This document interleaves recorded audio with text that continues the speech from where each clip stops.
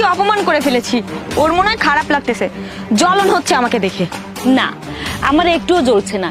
এটা সময়, পরিবর্তন হয়। আজ একরকমের আছে, কাল অন্যরকম হতে পারে। ঠিক আছে, দেখি সময়ের সাথে কার পরিস্থিতি কেমন হয়। চলো শুভ। চলো। আউ, শুভ দাঁড়াও না, জুতাটা একটু ধরো না প্লিজ। কি? আমি তোমার জুতো ধরবো? তোমার কি মাথা ঠিক আছে? আমার বোধহয় পাও মচকে গেছে, ধরো না প্লিজ। আমার কি খেয়ে কাজ নেই না? যেটা তুমি পায়ে দাও সেটা আমি হাত দিয়ে ধরবো? তো কি হয়েছে, এতে তো রেগে যাওয়ার কি আছে? কি বললে? রাগের কি আছে?